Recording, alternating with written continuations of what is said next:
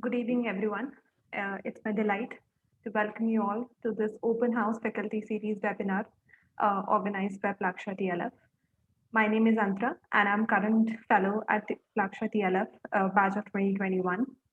Um, just giving you a brief background about myself, I'm a economic honors graduate from Hindu College, and I worked in EY post that for about 4 years. I joined Plaksha to learn more about uh, machine learning, artificial intelligence, and I think this was one of the best platforms for me to get into this field. So my journey here has been really eventful, really enriching, and really powerful. We just completed a course called Natural Language Processing this last term, last month, and it was my honor that one of the most renowned names in the NLP domain was there to teach us, Dr. Monojit Chaudhary, who is also the guest speaker for today. Giving the brief background, Dr. Chaudhary is an alumnus of IIT Kharagpur, and currently he's a principal researcher at Microsoft Research Lab in India. His research interests cut across the areas of linguistic, cognition, and computation. Dr. Chaudhary has introduced the notion of mixed script information retrieval and is currently working on script and code mixing, especially in social media and web search. Dr. Chaudhary is also an associate editor at Association for Computing Machinery and a general chair for Panini Linguistic Olympiad. Coming to this session today, our session today will give you a broad overview of NLP, covering some of its challenges and the most recent developments that have been in this field. We'll also discuss about the approach, how we can approach such a vast and deep topic in such a systematic and fun way. I'll now invite Dr. Monojit Chaudhary to please come on platform and start his presentation. Thank you so much, Professor. Good evening, everybody, and thank you, Antara, for this wonderful introduction.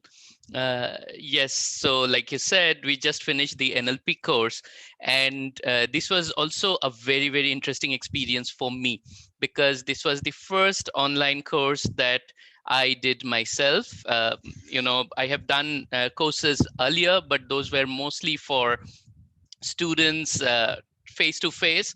This was the first online, totally online course, and it was, I would say, a wonderful journey to interact with all of you and introduce you to this field of NLP.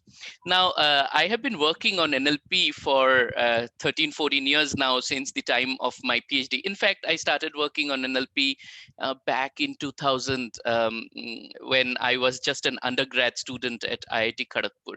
And NLP has come a long, long way since then.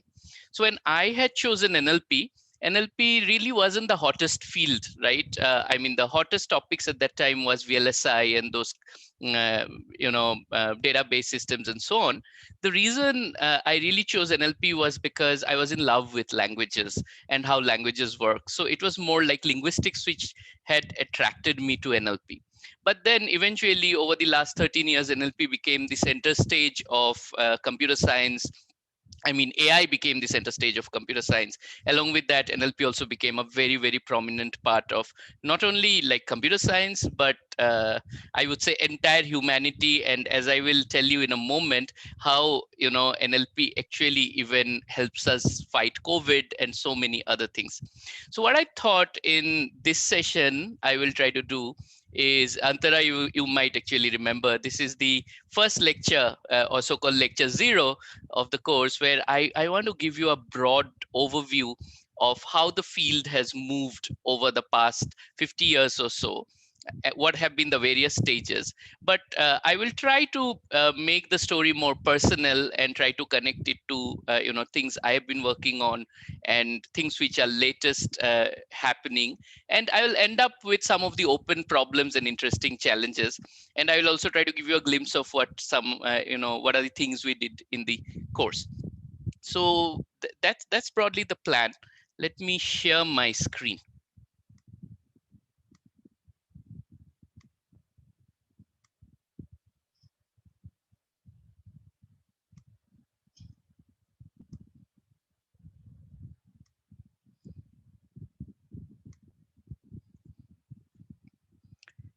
Okay, so as I said, NLP is kind of the center stage of AI today. The broad question that I would try to address in this talk is what makes NLP one of the hardest pieces of the AI puzzle, as we shall see. Now, you all must have heard about the deep learning revolution, and things like we have achieved human parity in speech. What does that mean? It means today, computers can recognize speech as well as humans can do. Similarly, we have speech to speech translation, human parity in machine translation, and we have systems like GPT-3 and so on. We have chatbots like Cortana and Siri and Alexa. So a big revolution is happening right now, and naturally it creates a lot of different kind of um, hypes as well as fears as well. So a very common question we hear, and you probably would have read at various places, are robots really going to take over us soon? Now, of course, for me who has been working in this domain, this sounds really like a ridiculous proposition, and many of you, or maybe all of you would probably also agree with me that how ridiculous it is to think about if robots are really going to take over us. In fact, what ultimately took over us was this tiny virus, which has, so to say, no intelligence, right? Neither natural nor artificial.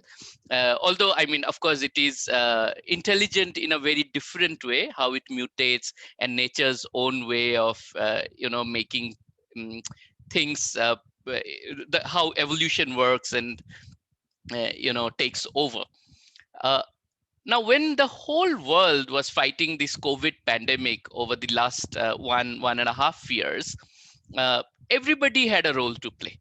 So it's not only the doctors who are at the forefront, right? Doctors and pharmaceutical companies and researchers in those areas were at the forefront of the battle, but even the AI folks joined hands, and there were lots of different kinds of things that AI could help in solving COVID. Being an NLP person, the most common question that came to me was, can you help build us a chatbot and fight COVID? Now, how or why chatbots can help fighting COVID? Uh, so this is because, of course, chatbots are everywhere. There are various kinds of them. We know that they work, so maybe we can build a bot that can talk to a person in their own language, and the person can interact and ask about the symptoms, uh, or other kinds of problems like, okay, is there a lockdown, is there a test going on, where is the vaccination available, and so on and so forth, right? So there are so many different questions that people might have. There is misinformation spreading, and these bots can help actually tackle, instead of taking over us, it can work with us to fight COVID.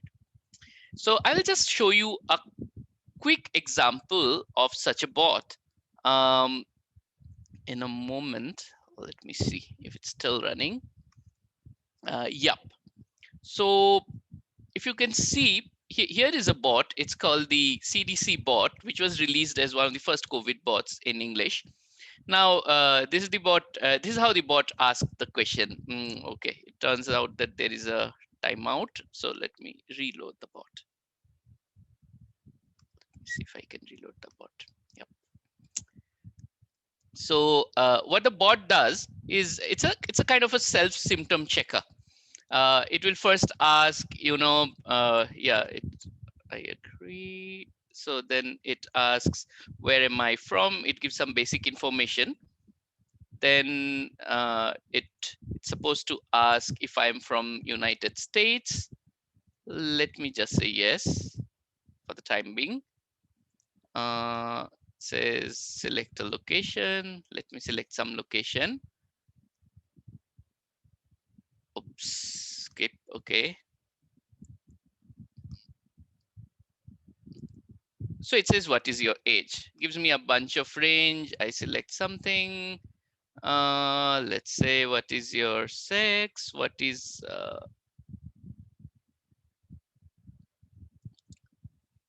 oops, you're currently describing Describe yourself. Okay.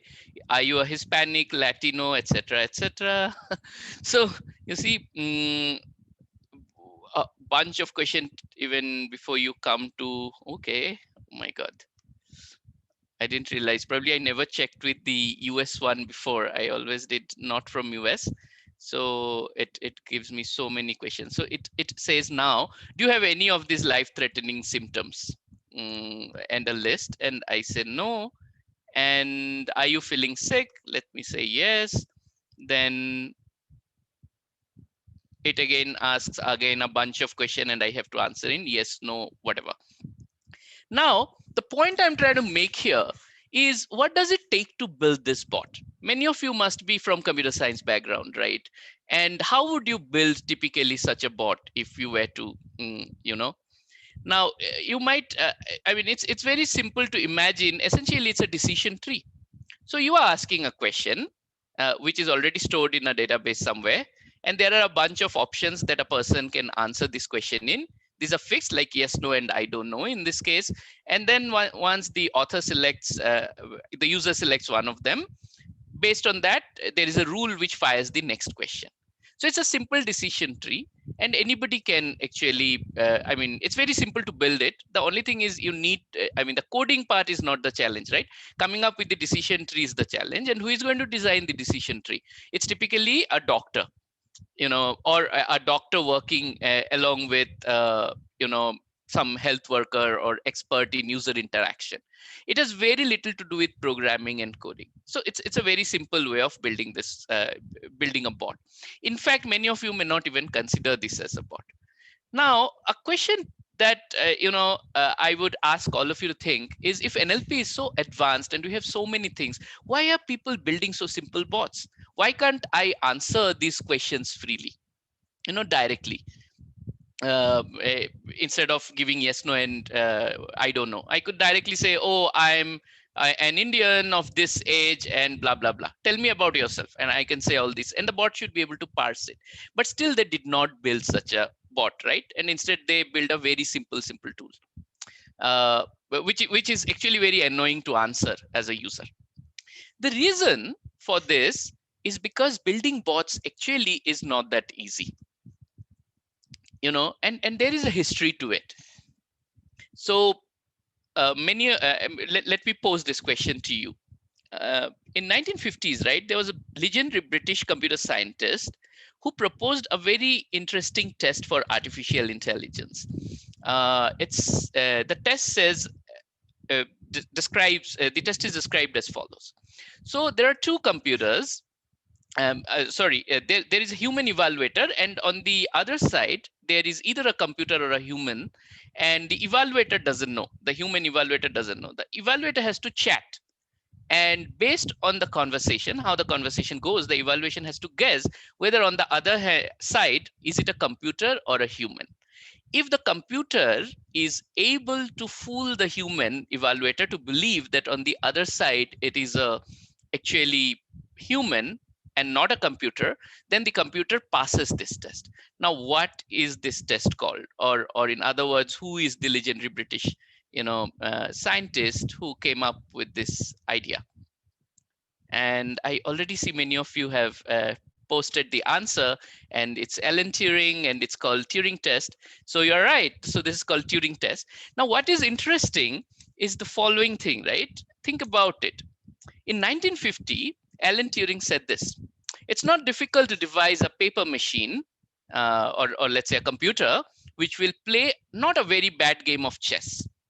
Are there imaginable digital computers which would do well in the imitation game? So imitation game is the Turing test that I just now described. So a human has to a machine has to imitate the human. So that's why it's called the imitation game. So in other words, Turing was very, very prescient when he was making this statement. In 1950, he said, we will solve the game of chess much earlier than building chatbots. And it is true. I mean, Deep Blue was built some 15 years ago, which beat the grandmasters, human grandmasters in chess, right? And we still are struggling to build chatbot. By the way, when people came to me, they were asking for chatbots in Indian languages. And even such a simple chatbot was hard to build across a large number of Indian languages because of various other practical issues that we'll talk about in a moment. So, fast forward by some 70 years, and Bill Gates still says in 2017 that the biggest breakthrough in AI will be when computers can read and understand information like humans do. So certainly, building chatbots or passing the Turing test is more difficult than passing a game of chess, which is quite counterintuitive, because a game of chess, at least for me, is much harder than processing language. I had to learn the rules of chess, and even after learning, I still am not a great chess player. I would call myself a very, very, basic chess player. And getting to a grandmaster level, or even to a professional level, would require a lot of effort on my part. But almost all of us are great, at conversation.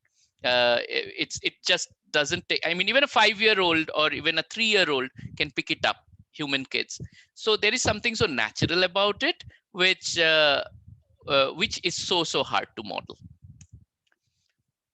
So there was a survey which this McKinsey Global Institute did a couple of years ago, and the way to read the survey, this graph is as follows. So the question that was asked to various experts was to rate, a bunch of capabilities that humans have, and where AI is there today. So these capabilities were divided into sensory, cognitive, NLP, and so on and so forth. And the color indicates, if it is green, then machines can do as good as humans. If it's yellow, then machines can do the median performance of that of a human. If red, then machines are very, very bad at it. Now, if you see where the reds are, right? So generating novel patterns, logical reasoning, and creativity are red. Now, clearly, these are hard problems. Creativity is extremely hard, even for humans.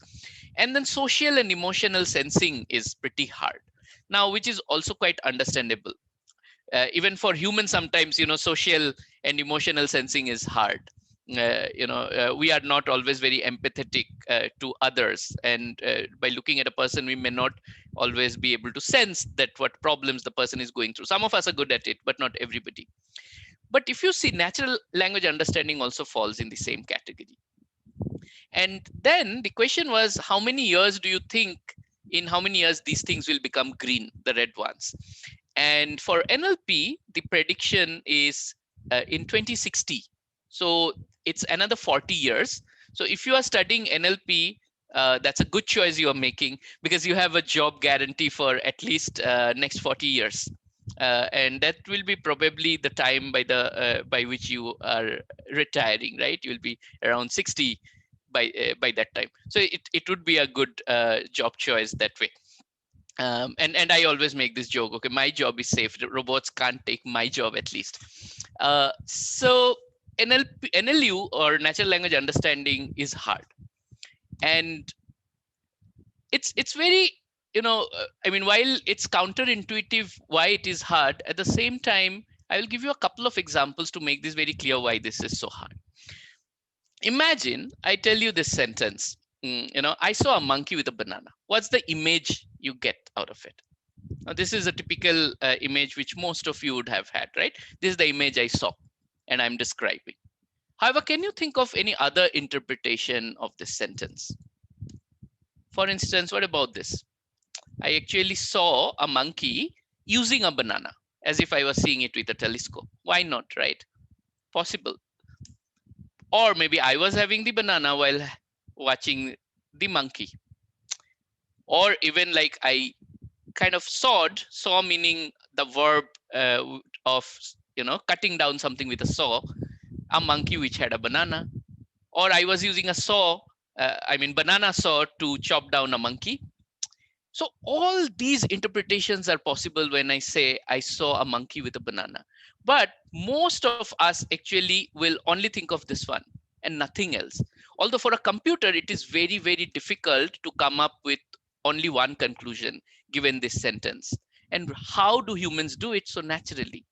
That's because, we are not only using linguistic knowledge. So linguistic knowledge, like what does each of the words mean, what the grammar is, and so on, is important in understanding language. But along with that, we are using world knowledge. So I know that, banana is not an instrument of seeing, whereas a telescope is. Banana is not an instrument of sawing, and so on and so forth. So this is world knowledge, and I am using them. I'm using a lot of common sense reasoning here, right? It's much more likely for a monkey to have a banana than I having a banana. And especially when I say the sentence in this way. So this is more like a common sense reasoning that I'm using here, right? And there might be contextual knowledge, like what was said previously in the context of a conversation. And of course, there are socio-cultural norms, which all makes language interpretation. I mean, they all play a very, very important role in language interpretation. Before we go into a couple of more examples, I'll show you one more sentence and ask you to think about how many meanings you can think of it, right? I made her duck. A very simple sentence with only 4 words. I made her duck. And how many different meanings you can think about it. We'll come back to this during Q&A session. I will now move on. So let me tell you an interesting story of how socio-cultural norms actually dictate language usage. So this happened with me when I was in the US. I was visiting the Grand Canyon, and I was returning from the Grand Canyon National Park. And there was this bus driver. She was, this was a public bus. And while I was boarding the bus, the driver asked me, how was the Grand Canyon? And I said, oh, it was very good. Her face just became so sad. And she looked at me and said, only very good. I didn't understand what she meant. And then she said, wasn't it really awesome? With a really a big, rolling awesome. And then I understood, okay, so I'm in the US. And in the US, actually, unless and until you say this is awesome, it means it's pretty bad, actually. So this is the, let's say this is the objective distribution of how adjectives are used. So if something is like average, you would say pretty good. Better than average, you'll say good. More than 2 standards deviation than average, then you will say awesome. Less than 1 standard deviation, you will say it's okay. 2 standard deviation, you will say junk, and so on, right? This is the common understanding. But this is a very, this scale is rarely used. Each country has its own, or each geography would have its own scale. In the US, typically people use this is awesome to mean anything from average to excellent. And if you say pretty good, it means it's bad. And if it's really junk, you will say it's a good start. And in Eastern Europe, it's rather the other way around. So you'll say it's garbage for anything till average. And, if it is very, very good, you will say, even so, something is missing or something like that. Now, of course, take all this with a pinch of salt. The anecdote is true that I told you. But this graphs are just fun, they're memes. But there have been actual research, and I'm sure many of you might even have experience with this kind of things. So there have been actual research which shows that there is a difference in distribution of how adjectives are used across geographies. So language varies a lot by culture as well. And of course, of sarcasm, humor, which requires a lot of context, right, to be understood. So quite some time ago, between the 2 world wars, somewhere around that time, Ludwig Wittgenstein is a very well-known scientist, philosopher, sorry, many of you would have heard his name already, did a series of fundamental work in how language works, which is very, very relevant to all the conversations that we are having. So I call this problem of why language understanding is so hard as the curse of Wittgenstein. What Wittgenstein said is as follows. He said, languages and games use rules. Like chess uses rules, language also uses rules. But there is a fundamental difference. In the game of chess, the rules are fixed. We play with the same rules. and the rules are set before the game begins. And even the winning rule is fixed, right? You have to capture the king of the opponent and then you win, and there are rules for draws and so on and so forth, right? So those rules are fixed. However, in language, the problem is the rules are not fixed. The rules change and you negotiate the rules. So for instance, if you are speaking, if you speak any of the Indian languages, let's say Hindi, or it's true for most Indian languages, you will have many words for you. You could say aap, you could say tu, you could say tum. How do you decide what to call the other person? So there are socio-cultural norms, right? The first time you meet a person, if based on the age or the context in which you meet the person, age difference and so on and so forth, you will choose a default. Let's say up. Soon you start talking and realize that you become good friends and it might become tum. Or if you are of the same age, it might become tu. Now, this is a process of negotiation. There are no fixed rules. And the way you resolve the negotiation or do the negotiation with your friend and the way I do it with the same person or some other person would be completely different. So the rules are very different and each game has its own rule and the rules evolve. And this is what I call the curse of Wittgenstein, which makes language understanding so difficult. And this is a fantastic example of this curse in action. What is this? So it was an experiment which was done by Facebook in 2017.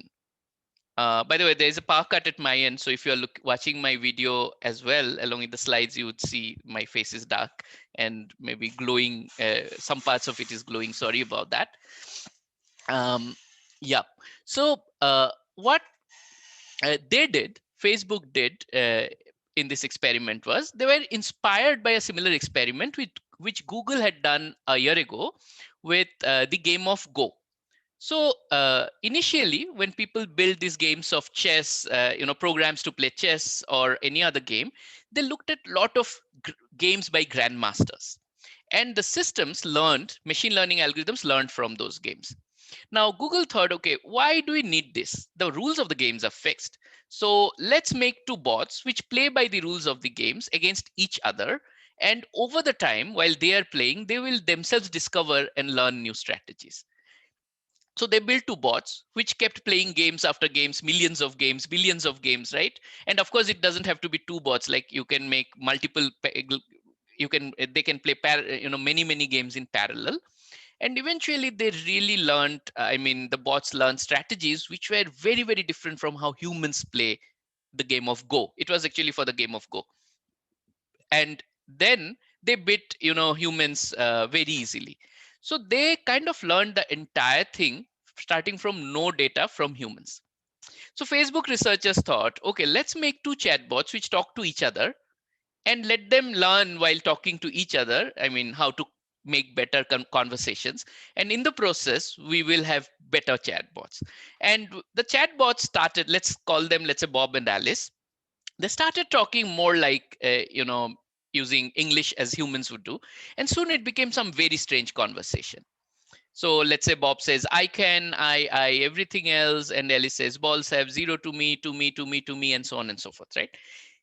Absolute gibberish, makes no sense to us. But it seems Alice and Bob is speaking to each other seamlessly and they are making sense of it. Now, when this, kind of information got released in media went berserk.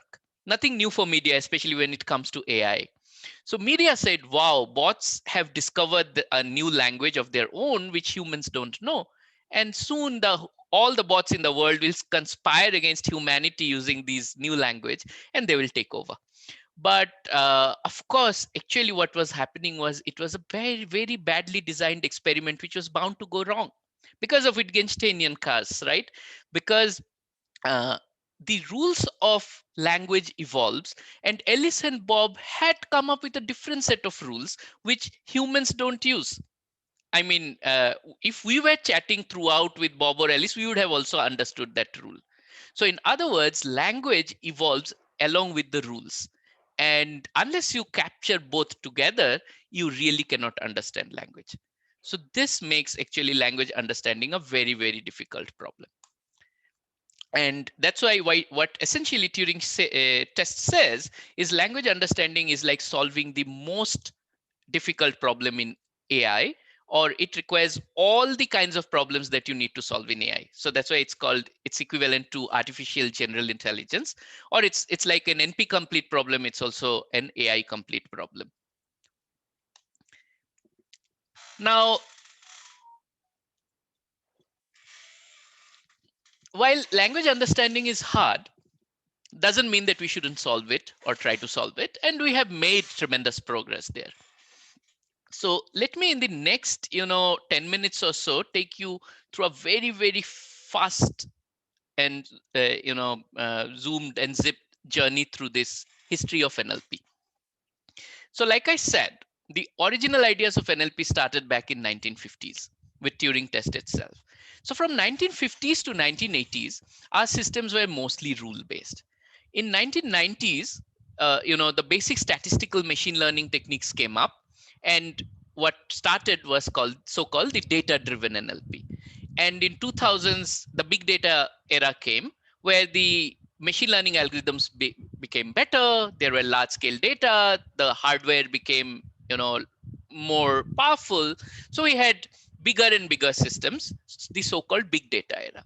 And in 2010s, the era right now we are living in, the decade right now we just passed actually, and was the last decade was all about deep learning. And we are going deeper and deeper with deep learning.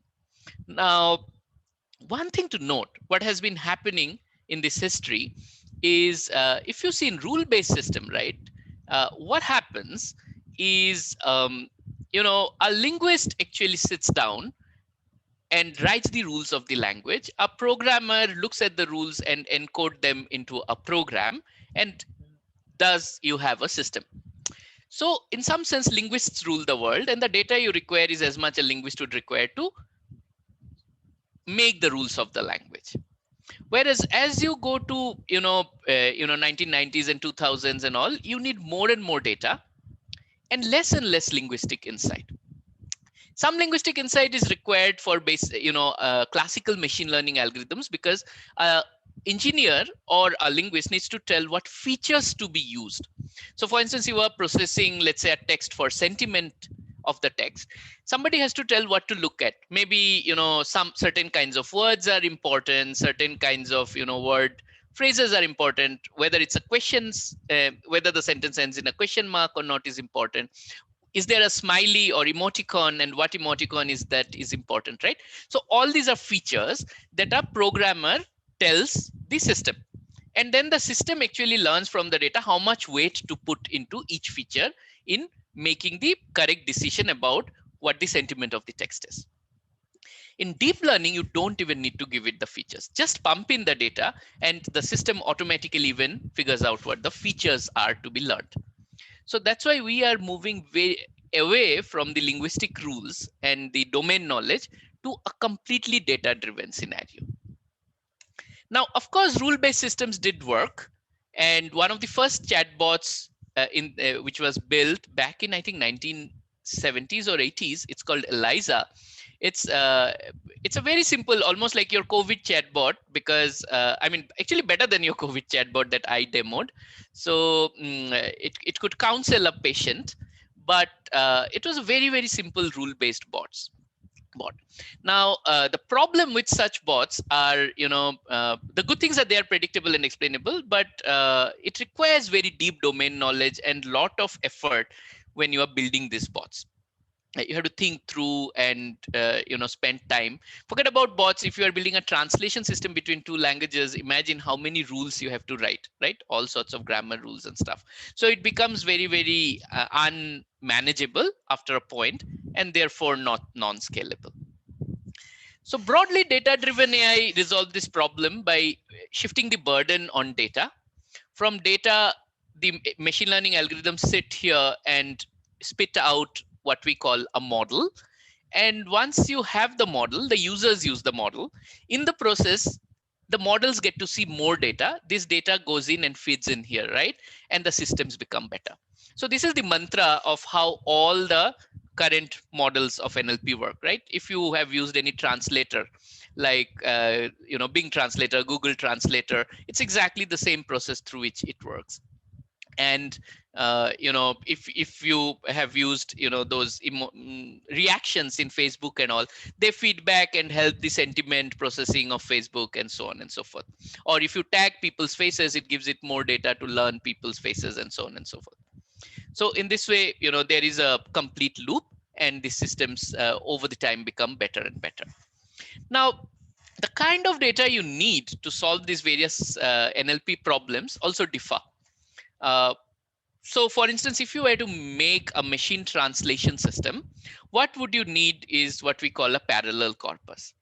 So a parallel corpus looks like this. There's a problem from Linguistics Olympiad. There's a very interesting high school competition called International Linguistics Olympiad. Don't get intimidated or kind of misled by the name linguistics. It is linguistics, but you don't need to know any linguistics to solve these problems, and it's very, very computational. So a typical problem is like this. You are given these 11 sentences in a language called Yongom, and their English translations, and you are given new sentences in the language Yongom, and you have to now translate.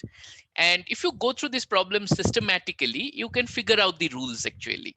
And once you figure out the rules, you can actually make this translation, and this problem is solvable, and students do solve it. High school students can solve it.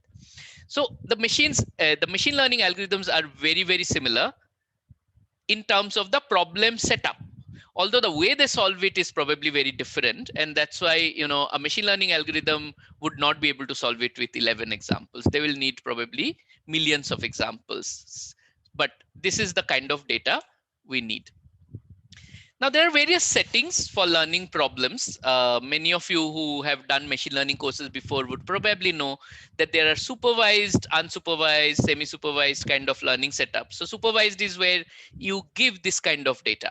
So this is what we call task specific label data. So task is translation. So therefore you have to give input and the corresponding output. If the task was, let's say, sentiment identification, you would give a sentence and its sentiment, right? So this would be your supervised setup. In unsupervised setup, you do not give any task specific label data. You just give it raw text. So let's say you give the entire Wikipedia dump of English to your algorithm, and it figures out something about the language. And in fact, that works for some problems like topic modeling and all. It can automatically figure out, what are different clusters of topics and so on. Semi-supervised is when you use both supervised and unsupervised. So you use both task specific and task non-specific. These are in fashion today, zero shot and few shot, where actually you use very little data for the task or a language, but it is mostly non-task specific unlabeled data that is being used. Now, why these various setups are important, right? It's important to understand that building labeled data is very, very expensive. Building this kind of data set is very difficult. They may not appear freely. Whereas building unlabeled data like Wikipedia dump, like I said, is very easy. You can go to the web and just crawl data and get up or take the Wikipedia dump or just crawl the web to get all the English web pages. That gives you tremendous amount of English raw text. And you could do this for Hindi, Telugu, Kannada, whichever language you want. And you will get reasonable amount of data for all or many of the languages, right? But if you want to have sentiment annotated data or parallel data like this, then you need to do a lot of extra work. They may not come for free. So you might have to go to people and ask for labels. And this is very, very expensive. And that's why we want to we want to minimize the requirement of labeled data. Now, later on, we will see, how much data typically we need, because that will give you a idea about how difficult it is to build a system in a new language, right? Now, coming to the classical machine learning techniques, there are a bunch of, I told you this bigger loop. So what does, what kind of things sit here for training or learning? Now, there are these bunch of algorithms, and you have a lot of choices from here. And these algorithms are also being developed, even though most of the things today are taken over by deep learning. One thing, these algorithms work fine, but there are various problems that they cannot solve well. I will just give you one example. Now, let's say you were translating a sentence from English to Hindi. The sentence is, the patient who had said that she can't come before Saturday is now asking for an appointment for tomorrow. And I think this is from Bing Translator. So it says something like this. मरीज ने कहा था कि वह शनिवार से पहले नहीं आ सकता, अब कल के लिए नियुक्ति की मांग कर रहा है. Now, this is more or less correct, I would say, except for one error, right? And a Hindi speaker would be able to easily point it out. So since this is she, so it should be, मरीज ने कहा था कि वह शनिवार से पहले नहीं आ सकती, अब कल के लिए नियुक्ति की मांग कर रही है. Because here, this person, is female. But then, when you have translated and she has become vah, now if you don't have that context that originally it was she, now vah can be both men and women, and then this context is lost. So these are called long distance dependencies, because you see this word, I mean the original thing, this word here, which got translated to this word vah here, is actually kind of controlling what this word should be and this word should be, right? Which are separated by any number of words in between. So that's why it's long distance. It is not the immediate next or next to next word. Typically, these are very hard problems to solve for the classical machine learning algorithms. And deep learning somehow solves these problems pretty well. Now, for those of you who know about deep learning, great. For those who don't know, it will be impossible to explain deep learning in one talk, probably even 10 talks. It's like a field in itself. But one sentence description is you could imagine that there are layers after layers after layers of what we call neurons, and these neurons are connected in some ways, and each neuron is a mathematical operator. You can think of them as mathematical functions. So these are all inputs that goes into the function, and based on the function it gives output and feeds to the next layer and next layer and next layer. Now what happens during the learning process is you learn these edges. These edges, that these connections have weights, and you learn those weights. Even there are certain things within these mathematical functions inside each neuron which can be also learned. So from the data, these things are learned, and there are algorithms for learning, the weights. So the neural architecture is fixed. You give it, you design it for the problem, and then you learn the weights. Now, why deep learning works so well and it doesn't even require features and all is a mystery. We have been trying to unravel it, right? There are several hypotheses, but things that we know, both theoretically as well as empirically, we have observed some of this, is that deep learning or neural nets are great universal approximator. So they can actually approximate any real function. They are great at generalization. So generalization in machine learning means from some examples, you have to generalize to a large number of examples, right? So they are very good at that. I already said no need to define features, and accuracy does not seem to saturate. This is a very interesting point actually. So what happens typically in any machine learning algorithm is as you pump in more and more data, first, right, the accuracy increases very quickly. But then over time, pumping in more data does not give you equal returns in accuracy improvement. So maybe with first 100,000 examples, you get 80%. Next 100,000 examples, you get 90%. Next 100,000 examples, you will get only to 92%. So slowly it gets saturated. But with deep learning, you keep on pumping more and more and more data. It seems to get better and better and better. So there is a hope, that with a lot of data, we can build really, really good systems as good as humans. And with the help of all this, we have come up with systems which are truly remarkable. So like AI can translate as well as humans can. Of course, it will require a lot of data.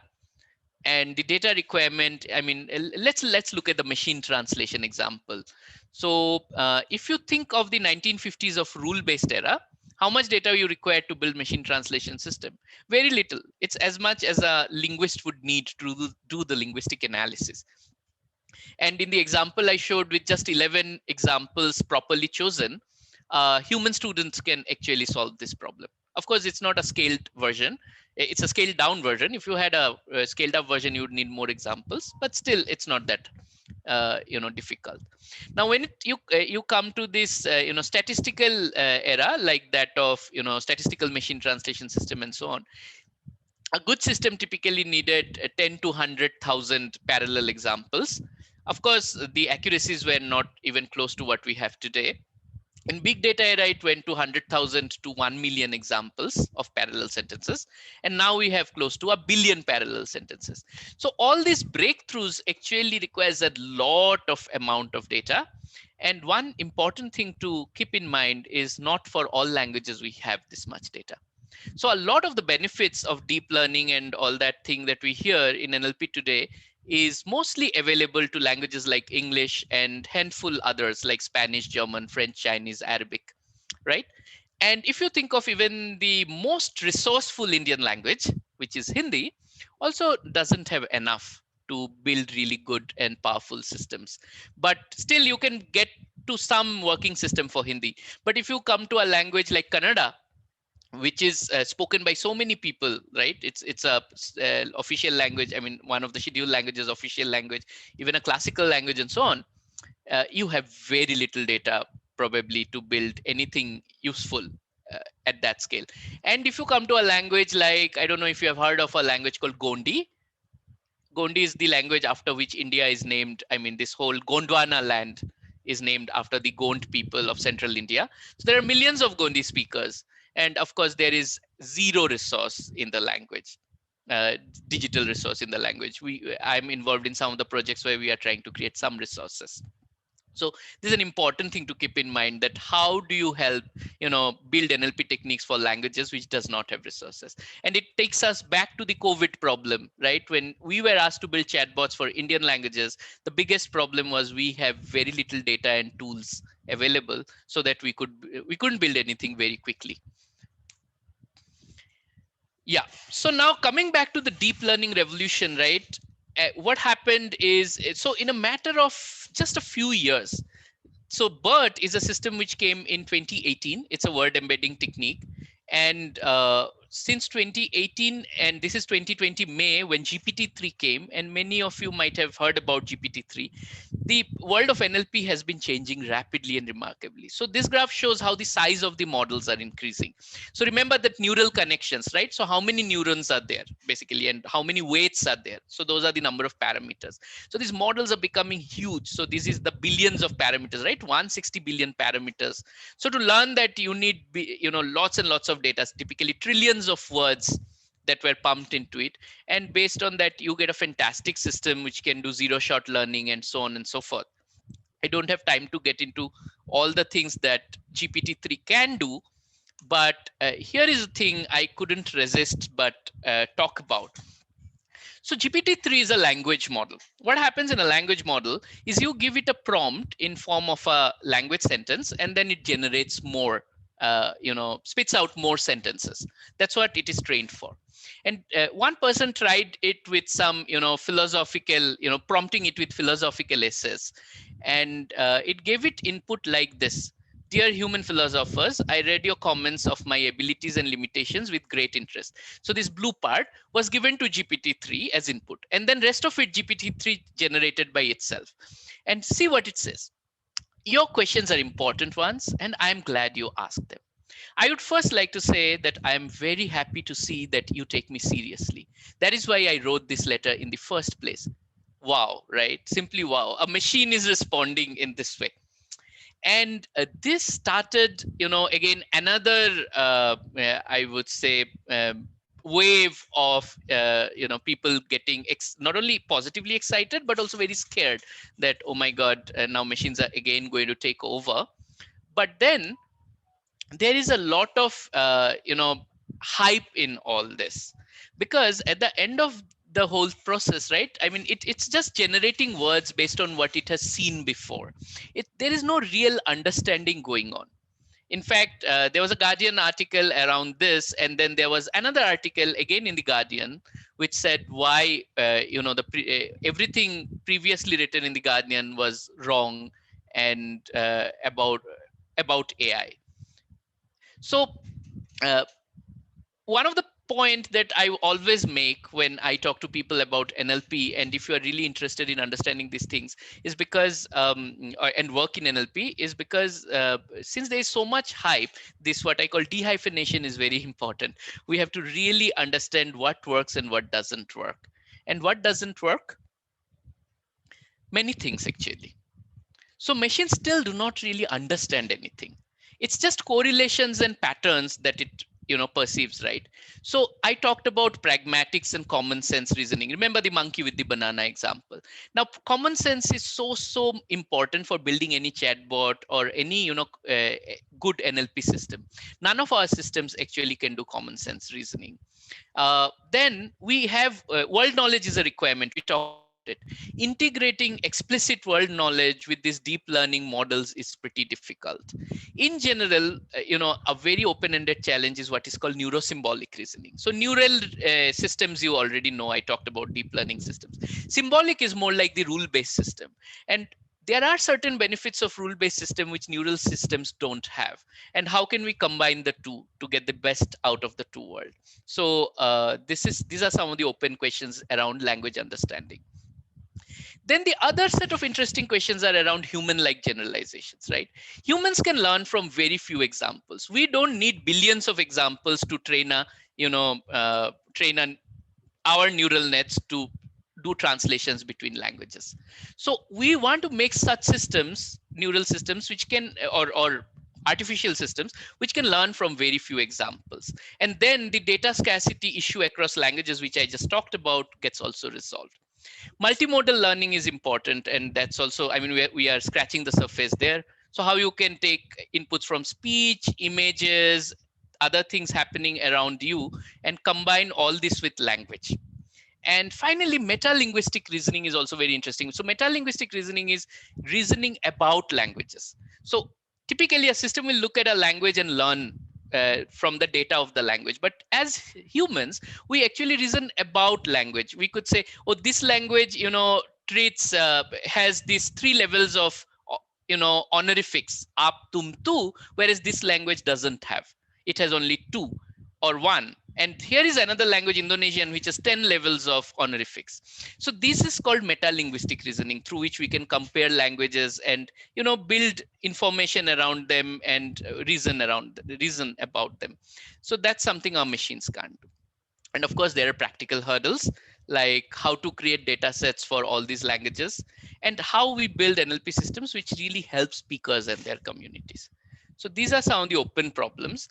And before I stop, I just wanted to show you that finally in the Plaksha course, we did manage to build some Indian language chatbots. So we started the class with this chatbot problem, that how do you build a COVID chatbot and what works and what doesn't work. By the end, as a part of the assignments and project, each team of 4 students had to build a chatbot using a system called Rasa.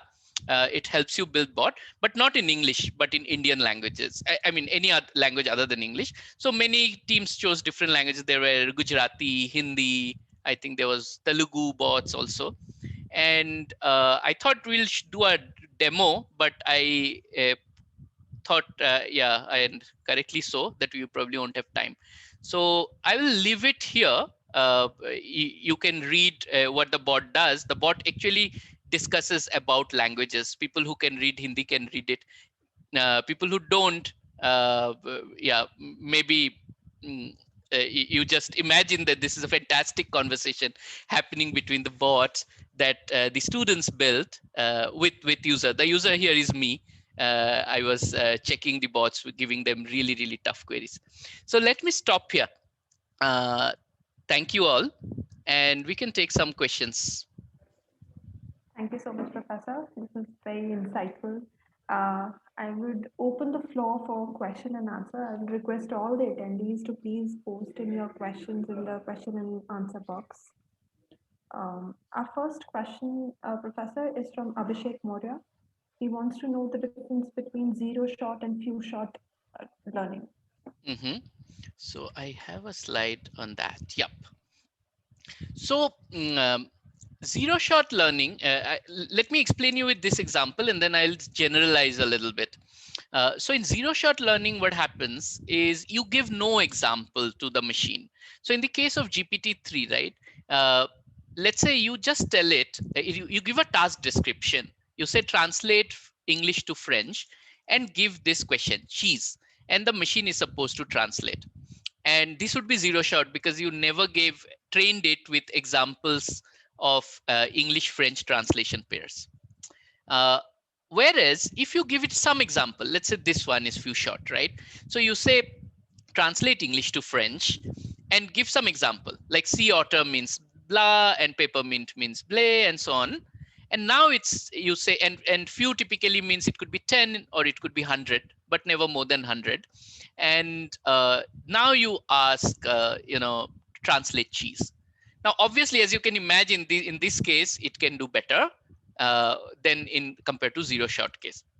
Now, this is a case where the task of translation from English to French is a new task which the machine never solved before, and you are solving it under zero shot setting. Sometimes the zero shot setting could be for the language. So let's say you have trained a model to do sentiment analysis for English and French. You trained it with labeled examples of English and French, but not for Hindi. And now you give it examples of Hindi and it is able to solve them as well. Then it will be a zero shot across languages. So this is called zero shot transfer across languages. So it could be zero shot transfer across task, across language, sometimes across classes as well. And if you were given only a few Hindi labeled examples and many English and French labeled examples, then it would be a few shot transfer for Hindi instead of zero shot. Thank you so much, Professor. We have a question from Siddharth. He wants to know that he's a civil engineer. He wants to know what role can AI play in his field? And if yes, how can he play a meaningful role there?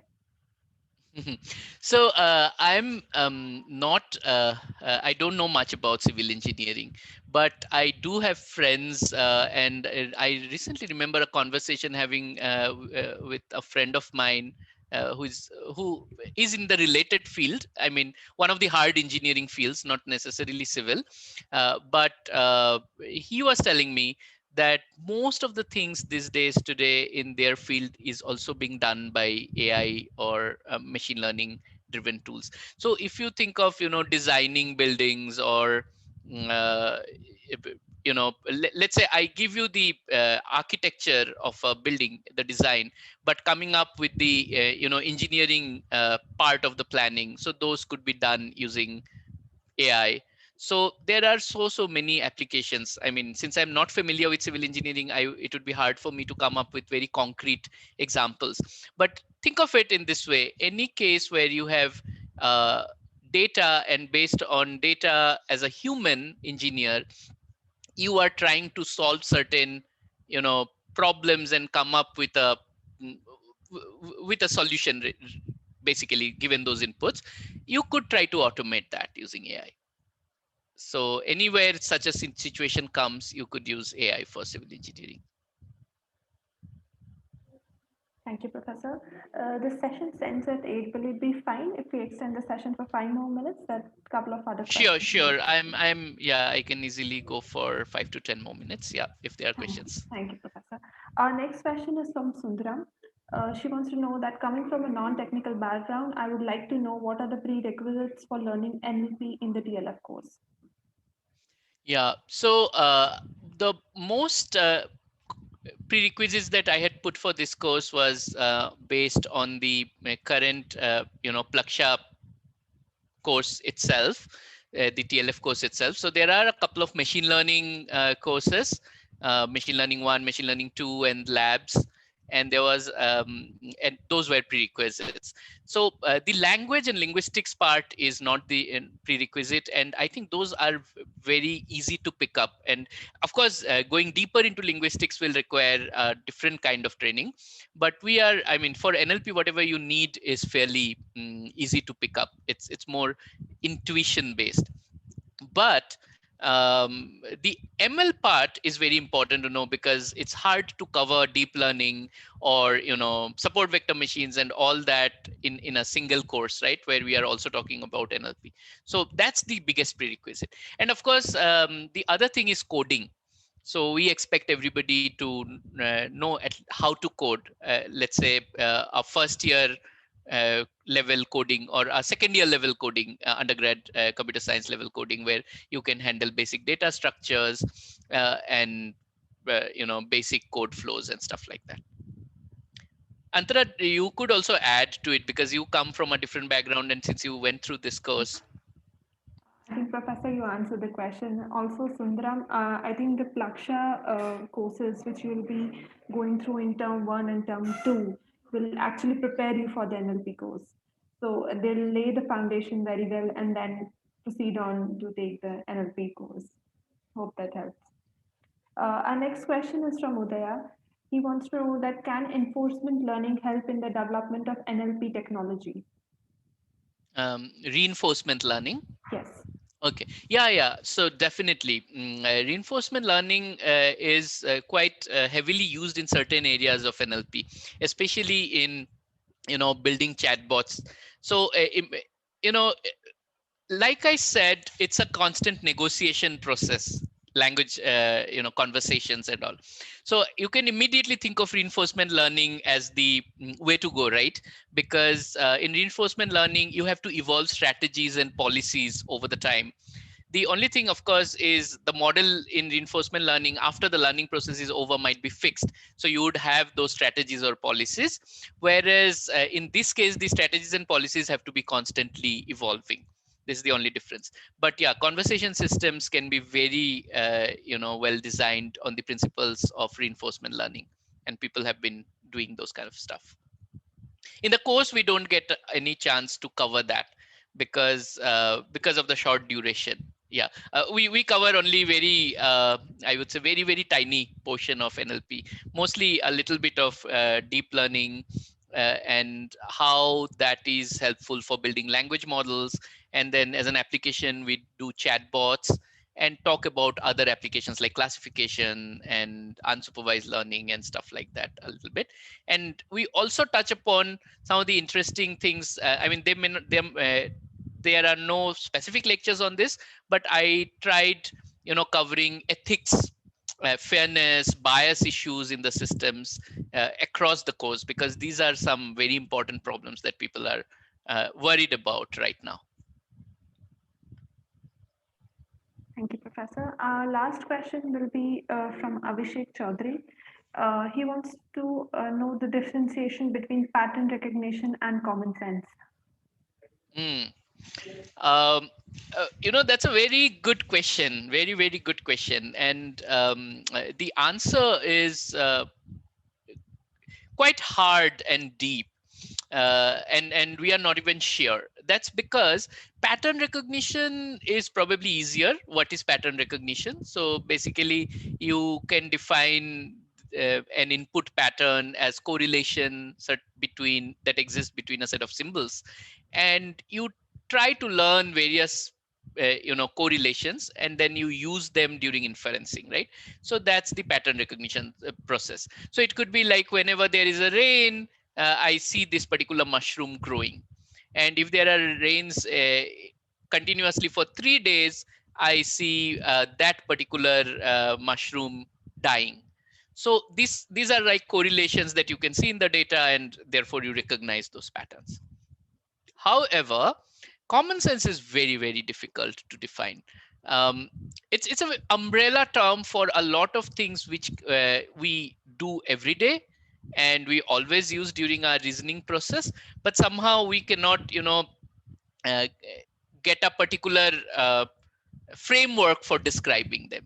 So people have tried doing that. So there are, for instance, what is called physics-based common sense. If I show you, people have studied this, cognitive scientists study these things with kids. So if I show you a tower where I, at the bottom, keep a very tiny thing, stone, on top of it a bigger stone, and on top of it even a bigger stone, and ask whether it's a stable structure, as opposed to, the reverse. The bottom stone is big and then smaller, right? A pyramid and an inverted pyramid. Now kids actually very naturally say the right answer, that the inverted pyramid is not a stable structure, but they haven't gone through any physics course. So how do they say this? And I think most people, I mean all of us, when we see this, we realize that this is not stable. We don't apply any knowledge of physics to derive that conclusion. Even though if I was asked to explain, I would use physics, but intuitively I get that. So people say these are certain kinds of common sense about the physical world, the properties of the physical world that we have internalized. Similarly, there are properties of social relationship or cultural properties, and all these are internalized in the common sense. So it's a very, very difficult thing. So in some sense, a lot of these things are also probably pattern recognition at various levels, but drawing the boundaries and what kind of pattern recognition and all is difficult. So in short, right, the difficulty in common sense, I would say, is that the information comes from a very large number of domains, and they access, if brain has various parts which process different kinds of information. So your visual cortex process visual information, your auditory cortex will do auditory information, there is mathematical information or logical information processing, and so on, and there's a linguistic information processing. So common sense actually requires inputs from all the other parts of brain and not only the linguistic information processing. I think that's the way to think about it, maybe. Thank you so much, Professor. That will be the end of this session for today. I'd like to thank you, Dr. Monojit Chaudhary, for taking our time to do this. Thank you for taking us through the various aspects of NLP and looking at the domain from different aspects. Thank you so much, Professor. I'd like to thank all the attendees also for participating. I hope the session was insightful and eye-opening for all of you. Thank you for joining in. Thank you. Thank you.